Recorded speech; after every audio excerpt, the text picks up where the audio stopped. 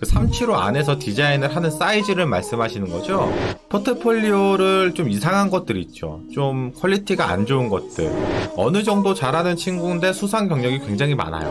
한 번에 이것저것 하지 말고 우선 본인이 주 디자인을 할 걸 하나 정하고 몇 년간 사수가 없는 회사에서 일하고 있는데 사수가 없으면 디자이너로서 성장이 힘드나요? 그리고 실력을 향상시키기 위해서 어떤 노력이 필요할까요? 제가 생각할 때는 당연히 사수가 있는 게 좋다고 생각합니다. 물론 사수가 어떤 사수냐에 따라 다르긴 할 건데요. 적어도 우리가 일반적으로 이 사수 이상해, 저 사수 이상해 여러 사수들을 욕하지만 아무리 우리가 사수를 욕해도 그 사수보다 잘할 경우는 별로 없죠. 한 3년차 디자이너가 있어요. 근데 3년차 디자이너의 사수는 한 15년차 디자이너예요. 3년차 디자이너가 우리 사수 진짜 디자인 못해 이래도 다른 사람이 보면 15년차 사수가 디자인 더 잘할 거예요. 일단은 사수가 있는 게 확실히 좋긴 합니다. 뭔가 인격적으로 막 사람을 내리깔고 그런 사수가 아니고 정말로 그냥 인간 대 인간으로 좋은 사수를 만나면 실력 향상에 정말 큰 도움을 받을 수 있죠. 고등학생입니다. 장래의 웹 디자이너 또는 그래픽 디자이너로 취업하고 싶은데 지금부터 해야 할 게 있을까요? 그래픽 디자이너하고 웹 디자이너는 너무 갭 차이가 큰데요. 둘 다 동시에 해볼 수 있는 나이이긴 해요. 근데 어리셔가지고 이것도 해보고 저것도 해보고 해서 판단하시는 게 좋긴 한데요. 일단은 뭔가 준비를 하기 전에 본인이 어떤 쪽의 취향인지 먼저 선택을 하고 거기에 맞춰서 준비하시는 게 맞다고 저는 좀 생각이 들어요. 너무 서두르실 필요는 없을 것 같아요. 오히려 좀 너무 빠르다고 저는 생각이 들고 있을 정도니까요. 집에서 천천히 한번 그려보세요. 취미로 그려보세요. 너무 일적으로 너무 전문적으로 접근하지 마시고요. 우선 아직 고등학생이시니까 본인이 취미 삼아서 재밌게 그릴 수 있는 것들 한 번씩 그려보면서 어떤 게 더 재밌는지 한번 선택을 해보세요. 왜냐면 본인이 즐길 수 있는 일을 하는 게 가장 중요한 것 같아요. 편집만 해서 이번에 대학교 졸업하고 학원 다니면서 웹 에이전시 취업하려 하는데 편집하다가 웹 에이전시 취업 많이 어려울까요? 어, 제가 앞에서 말씀드렸지만 편집 디자인하고 웹 디자인하고는 전혀 달라요. 뭔가 느낌상 이렇게 이미지도 같이 막 배치하고 폰트도 막 같이 쓰고 하니까 비슷한 것 같지만 편집 디자인은 오프라인 쪽에 다양한 지식들이 있어야 되잖아요. 웹 디자인은 웹 쪽에 대한 다양한 지식들이 있어야 돼요. 기본적으로 코딩을 할 줄은 모르지만 코딩에 대한 지식은 알고는 있어야 되는 것처럼 브라우저나 해상도, 그죠? 폰트 사이즈, 뭐 여러 가지 기타 조건들 이런 것들을 다 알아야 되거든요. 분야가 전혀 달라요. 그래서 제가 생각할 때는 공부는 하셔야 될 것 같아요. 학원을 가는 건 다 좋아요. 근데 학원 자체가 나쁘다는 게 아니라 어떤 강사를 만나냐가 좀 중요한 것 같아요. 아무리 인지도가 있는 학원이라고 해도 강사를 잘못 만나면 그만큼 배워올 건 별로 없겠죠. 보통 참고하기 위해 보는 게 있으신가요? 참고라고 하면은 뭐 디자인적인 레퍼런스 같은 거 말씀하시는 건가요? 저는 항상 봐요, 항상. 뭔가 하나를 두고 보는 게 아니라 그냥 하루에도 여기저기 다 돌아다녀요. 실제 사이트들을 많이 보죠. 뭔가 핀터레스트나 드리블 같은 그런 컨셉추얼한 사이트는 잘 안 봐요. 물론 유튜브 디자인할 때 유튜브용으로는 그런 사이트들을 많이 참고하죠. 근데 이제 회사에서 실질적으로 디자인을 할 때는 그런 사이트 진짜 일치 안 봐요, 거의.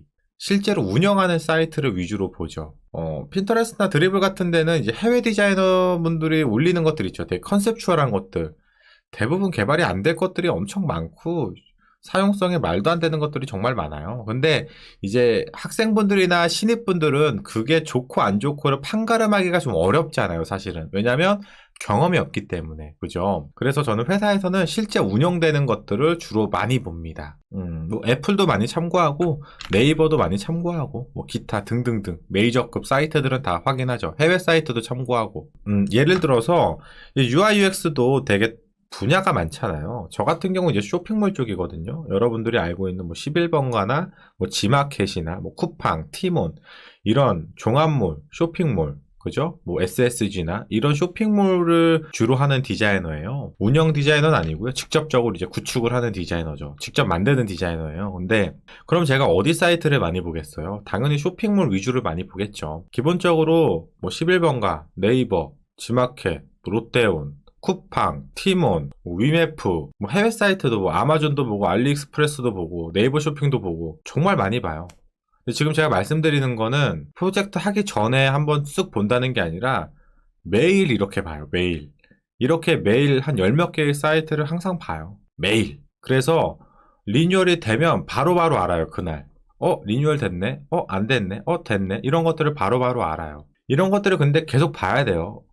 계속 봐야 됩니다. 왜냐면 사이트들은 전체적으로 한 번에 리뉴얼할 경우는 별로 없고 여기 조금 저기 조금씩 바꿔요. 그래서 그런 것들을 뭔가 갑자기 버튼의 위치가 바뀌었다던가 뭔가 디자인이 약간 수정됐다던가 그런 것들은 사실 매일 보지 않으면 찾아내기 어렵거든요. 다른 데는 어떻게 하고 있는지 우리도 저걸 적용할 수는 없는지 그런 것들을 항상 참고하죠. 주니어 디자이너 원래 이렇게 힘든 걸까요? 글쎄요. 제가 생각할 때는 개인적으로는 주니어보다 시니어들이 훨씬 힘들어요. 저는 딱 중간 정도의 위치거든요. 주니어는 아니지만 그렇다고 뭔가 시니어라고 하기에도 뭔가 좀 애매하긴 한데 제가 저희 회사의 디자인 짱은 아니잖아요. 제 위에도 있고 그죠? 제 밑에도 있고 딱 중간 정도예요. 근데 글쎄요. 제가 생각할 때는 디자이너와 대리급으로 놓고 보면 대리가 일을 훨씬 많이 해요. 그리고 그만큼 중요한 일을 많이 하고. 근데 이것도 사실은 회사마다 많이 다르잖아요. 그래서 이제 주니어 디자이너는 원래 이렇게 힘든 걸까요? 라고 질문을 주셨는데요. 제가 생각할 때는 이것도 회사마다 다르긴 한데요. 적어도 제 주변에 있는 디자이너 분들이나 제가 겪고 있는 걸 봤을 때는 신입분들보다는 직급이 조금 더 높게 있는 디자이너들이 훨씬 일이 많고 훨씬 더 중요한 일들을 많이 해요. 그리고 훨씬 더 책임을 많이 지죠. 실수해도 본인이 다 책임을 지죠. 이런 것들이 정말 크거든요. 제가 생각하는 관점이에요. 그래서 정답은 없을 것 같아요. 앱 기획을 하는데 제가 기존에 없다고 생각했던 앱을 짰다고 생각했는데 찾아보니 유사한 게 많더라고요. 마디아님은 새로운 유형의 앱 서비스가 있다고 생각하나요? 어, 있을 수는 있어요. 있을 수는 있습니다. 근데 비슷한 것들이 대부분 다 있죠. 그건 어쩔 수가 없어요. 왜냐면 제가 저번 실방에서도 보여드렸지만 여러분들이 이름만 대면 알만한 사이트들 있죠. 알만한 인류 기업들들 다 서로 보고 해요. 다 똑같아요, 디자인. 다 똑같이 합니다. 왜 그렇게 할까요? 사용성이라는 건 어느 정도 기준이 잡혀 있어요. 그죠? 뭔가 새로운 UX를 구축하면 사람들은 낯설어하고 어려워해요. 그걸 다시 학습을 해야겠죠. 근데 그 과정에서 사용성이 어렵게 느껴진다면 매출 하락을 우리가 감수할 수밖에 없잖아요. 그래서 일반 작은 기업들은 그런 시도조차도 잘 안 하게 돼요. 너무 새로운 거는 낯설거든요. 예전에 제가 그 애플 사이트 가면 스크롤 하면서 이렇게 막 샥샥샥 이미지 변하는 거 있잖아요. 제가 알기로는 기업 중에서 애플이 좀 1세대로 먼저 했거든요. 제가 기억하기로는. 이렇게 스토리를 전달하는 흐름의 느낌을 웹에서 구현한 건. 물론 애플보다 먼저 한 기업이 있을 수는 있지만, 물론 제가 봤을 땐 애플이 1세대였는데, 애플이 그거 하니까 다 따라하잖아요. 그런 사용성, 스토리를 전달하는 흐름 전개를 웹에서도 구현할 수 있는 방법들을 어느 기업이 하나를 찾으면, 그때 당시에는 이제 그게 말씀하신 것처럼 뭔가 새로운 걸 하나 만들었다고 생각이 들지만, 조금 지나면 너도 나도 다 따라해요. 그러면 결국 그것도 이제 흔한 UI가 되는 거죠, 어떻게 보면. 그래서 결국은 뭔가 새로운 게 하나 나타났다고 하지만 누군가는 그걸 또 따라할 거고 어떤 기업도 따라할 거고 저 기업도 따라할 거고 따라할 거고 따라할 거고 따라할 거고 그럼 흔해지고 또 새로운 게 나오면 바로 따라해요, 진짜로. 일말에 시간을 안 줘요. 조금 좋다 하는 건 다 따라해요. 그럼 반대로 우리가 한번 생각해 볼까요? 그럼 애플은 다른 기업 걸 안 따라했을까? 글쎄요. 실타래가 엉키고 엉키는 것 같아요. 근데 저는 사실은 새로운 UI를 짜는 것도 좋다고 생각은 드는데요. 일단 우리가 익숙한 UI가 저는 편해요. 솔직히 말씀드리면. 저는 제가 디자이너인데도 뻔한 디자인 하고 싶진 않거든요. 근데 막상 제가 이렇게 핸드폰으로 웹을 뭐 쇼핑하거나 뭐 검색하거나 하잖아요. 뭔가 새로운 UI를 보면 어색하고 어려워요. 그래서 불편해요. 특이하긴 한데 불편해요. 그걸 안 써요. 결국 편한 걸 찾죠. 어쩔 수 없어요, 이거는. 그쵸? 그래서 저도 결국에는 디자인을 특이하게 하다가 점점 어쩔 수 없으니까 사용성을 고려하다 보면 뻔해질 수밖에 없어요. 예를 들어서 여러분들 그냥 단순하게 하나 생각해봐요. 아이콘이 하나 있다고 생각해봅시다. 자, 우리가 홈 아이콘 하면 머릿속에 떠오르는 거 딱 있죠. 집 모양. 그죠? 홈 아이콘 하면 누구나 먼저 집 모양이 1초 만에 머릿속에 떠오를 거예요. 그죠? 근데 만약에 본인이 나는 홈 아이콘을 좀 특이하게 만들 거야 해가지고 홈 아이콘을 63빌딩으로 만들었어요. 어때요?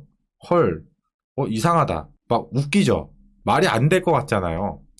특이한데 인지가 안 되는 거예요. 이렇게 특이한데, 그죠? 그래서 일반적인 디자인이라는 게 있어요. 너무 특이해도 좋진 않다는 걸 말씀드리고 싶어서 예시를 좀 극과 극으로 좀 드리긴 했네요. 늦게 디자인 공부하는데 너무 재밌어요. 제가 2년제 졸업하고 학력이 좋지 않아요. 한국의 좋은 회사 인정받으려면 디자인으로 유명한 대학 다시 가는 게 좋을까요? 글쎄요. 유명한 대학을 나왔다고 좋은 기업을 가는 건 아닌 것 같아요. 디자이너는 디자인을 잘해야 돼요. 진짜로. 정말로 디자이너는 디자인을 잘해야 돼요. 학벌이 꼭 중요하다고 말씀드리는 건 아니죠. 어떻게 보면. 그죠? 학벌이 안 중요하다는 건 아니에요. 중요한데 결과적으로 1순위는 디자인이 돼야 된다는 거죠. 저 이 말씀을 좀 드리고 싶어서 그래요. 웹디자인만 하는 회사만 다니다가 그만뒀는데 요즘 일자리를 보니 UI UX 디자이너를 구하는 쪽이 많더라고요. 제가 생각할 때는 UI UX라는 거는 결국 모든 것들을 다 포괄하고 있는 거예요. 웹디자이너도 UI UX 디자이너고, 모바일만 하는 디자이너도 UI UX 디자이너고, 제품 디자이너도 UI UX 디자이너가 될 수 있는 거예요. 웹디자인하고 UI UX 디자이너고 이렇게 따로 분리해서 보시는 분들이 많아요. 특히 이제 학생분들이 웹디자인은 왠지 PC 디자인이라고 생각을 하고 있고 UI UX는 왠지 모바일 디자인이라고 생각하시는 분들이 많아요. 근데 그건 전혀 다른 얘기예요. UI UX 디자인에는 모바일 디자인도 들어가 있고 웹 디자인도 다 들어가 있는 거예요. 마디아님이 보셨을 때 디자인 잘하는 분의 공통점들이 있나요? 집요하다거나 끈기가 있다거나. 디자인을 잘하는 사람을 보면 물론 제가 정말 디자인을 엄청나게 잘하시는 분들을 많이 만나보진 못했어요. 왜냐면 저도 뭐 그냥 흔한 그냥 일반 그냥 작은 회사의 디자이너일 뿐인데 제가 뭐 엄청 잘하는 사람을 만나봤자 뭐 몇이나 만나뵙겠어요. 몇 분 보긴 했는데 그런 분들의 특징을 보면 우선 작업을 빨리 하지 않아요. 작업 속도가 제가 봤을 때 빠르지 않아요. 작업 속도가 빠르지 않다는 건 손이 빠르지 않다는 게 아니에요. 손은 빨라요. 근데 하나를 해도 여러 가지의 방향성을 가지고 디자인을 하는 거죠. 예를 들면 하나 예시를 좀 들어드릴게요. 근데 제가 봤던 디자인을 정말 잘하시는 분들을 보면 항상 뭔가 이렇게 체계적으로 일정을 탁탁탁 잡아가지고 그 일정 안에 정말 최선을 다하시더라고요. 끝맺음이 딱 명확해요. 아니면 내가 이번에 일주일 동안 디자인을 할 업무가 3개가 있는데 뭐 첫 번째 디자인은 뭐 월요일부터 뭐 수요일까지, 그러면 월요일부터 수요일까지 정말 최선을 다해요. 그래서 수요일에 딱 끝내요. 그냥 수요일에 밤을 샐지언정 수요일날 무조건 끝냅니다. 그런 분들인 것 같아요. 이직용 포폴 준비 시 회사 프로젝트로 부족하다 느껴 학원 또는 인터넷 강의를 듣고 싶은데 학원을 갈지 인터넷 강의를 들을지요? 사실 저는 오프라인 강의를 들을 수 있는 여건이면 당연히 오프라인이 좋다고 생각합니다. 온라인은 한계가 있어요. 이제 저도 온라인 강의 요청을 정말 많이 받거든요. 특히 시청자분들이 온라인 강의 좀 해주세요. 단톡방에서도 온라인 강의 생각 없으세요? 주변에 제가 아는 분들도 온라인 강의 생각 없으신가요? 여러 가지 질문들을 정말 많이 받아요. 온라인 강의의 최대 단점이 뭐냐면 소통이 안 돼요. 소통이. 이렇게 실시간적인 소통이 안 된다는 거예요. 채팅으로 물어보고 답변해 주시면 되잖아요 라고 말씀을 해주시지만 이 채팅을 보고 답변하는 거랑 실질적으로 만나서 디자인을 보면서 같이 연구하면서 얘기하는 거랑은 레벨이 전혀 달라요. 여러분들. 채팅으로 질문 오고 가고 1시간 동안 해봤자 어느 정도 한계점이 있어요. 그 온라인은 한계예요. 어쩔 수가 없어요. 그거는. 그렇잖아요. 그렇게 할 거면 그냥 오프라인에서 5분 얘기하는 게 훨씬 더 질적이거나 이해도가 빠를 것 같아요. 제가 느낄 때는. 온라인, 오프라인, 아직 온라인은 경험은 없다. 온라인도 해봤는데 정말 잠깐. 그냥 맛배기로 한 2주 정도 잠깐 해봤거든요. 2번. 2주가 아니라 2번. 물론 온라인도 온라인만의 장점이 있어요. 근데 결과적으로 디자인은 소통이 정말 중요하잖아요. 오프라인에서는 정말 그 소통이 극대화가 될 수 있거든요. 같이 이렇게 눈빛을 마주 보면서 디자인도 같이 찾아보고 이야기하면서 질문이 이렇게 오고 가고 채팅이 아닌 실제 우리가 서로 눈을 보면서 이야기하잖아요. 정말 달라요. 이게 정말 달라요. 둘 다 배우는 거면 괜찮은 것 같은데요. 퍼블을 할 줄 안다는 건 굉장히 큰 메리트가 있긴 하지만 서울 디자이너가 디자인을 더 잘하는 건 아니죠. 솔직히 말해서. 왜냐면 디자인 너무 어려워요. 맞아요. 저도 항상 어려워요. 너무 헤매고 있어요. 진짜. 에이전시도 분야가 있죠. 웹 에이전시가 있잖아요. 브랜드 에이전시가 있고, 그죠?